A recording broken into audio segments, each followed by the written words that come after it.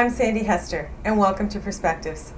Perspectives is a podcast that examines topical business issues from different viewpoints. Our first few episodes deal with executing with excellence and the importance of mentoring in professional development. I hope you enjoy the dialogue. Today in our studio, we have two people from whom we're going to gain some perspectives.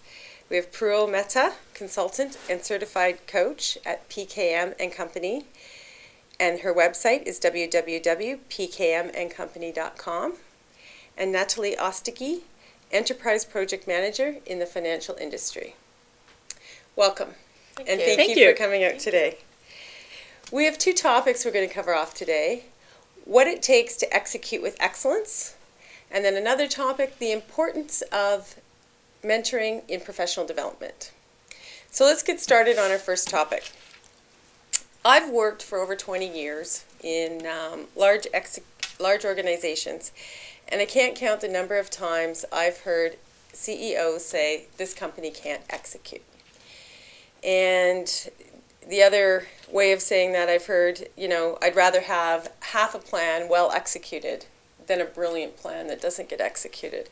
And I guess the question on the table today is, what challenges do companies have with executing with excellence, and what are some of the things that they can do to overcome that? That's a very good question, Sandy. For me, what comes in mind right away when you say that is change management. Mm-hmm. Because I found in general, a lot of companies will go with a brilliant plan, but they will forget that they're going to execute that with people. So they're going to forget the component of change management. So I don't think it's about the plan. I don't think it's about change management. It's about the fact that often we say, oh, this is a great plan. Let's put it in place right away. And, it will be done in 3 months. But they forget that it will impact people. And I saw a conference, and there was a gentleman that talked about change management. And he was just incredible because he said, often we forget what is change management. And change management, Parool, if I can ask you, push on my hand. It's about, I'm pushing because I'm saying, this is a great plan. Here, Parool. And you know what Parool is doing right now? She's resisting. She's pushing back. But if I do this, let's dance, Parool. Yeah. Now it's changed.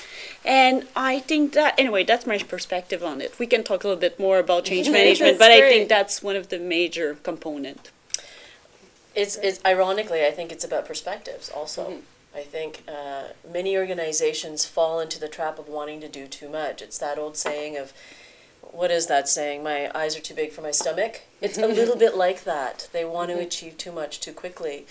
And they tend to forget that people don't move that fast. So speaking a little bit about what Natalie's talking about in terms of change management, that at the end of the day, the people that need to execute need to have a sense of why, what for, how come, a little bit of what's in it for me, some structure around it, and then follow through with lots of acknowledgement. Mm-hmm. I really do think it's a matter of, there's also a saying, is it Abraham Lincoln that said this? Create a plan, have a well-developed plan, and then when you go into battle, throw it out. Because anything can happen, and you need to be able to know what your vision is and not necessarily be attached to the details and the particles of it, because it can change on a moment's notice. And I think it speaks to that a little bit as well. Too much and not having enough flexibility to work with what's in front of you. So we talked about change management and how important change management is. So what do you think some of the principles of important change management are? So not being necessarily an expert in change management. Ultimately, I think it's about people.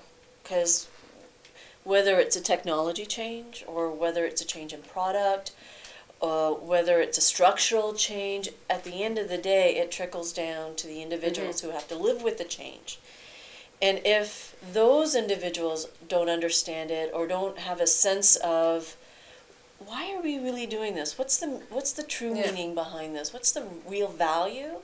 If they're not engaged in that process of discovering that, you have to so the executives understand and have all the engagement.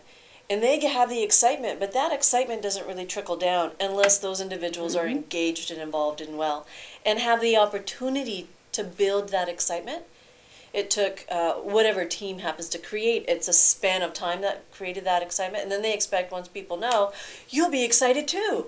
But they, That's a good point, you yeah. need to be. You'll be excited, but they haven't had the journey from where you went, where that excitement was built. So I think that needs to be factored in. Giving people the time to take the journey with you, I guess. Take the journey with you, or if you can't do that, give them their own timeline to take that journey through that, right? Be able to build that excitement.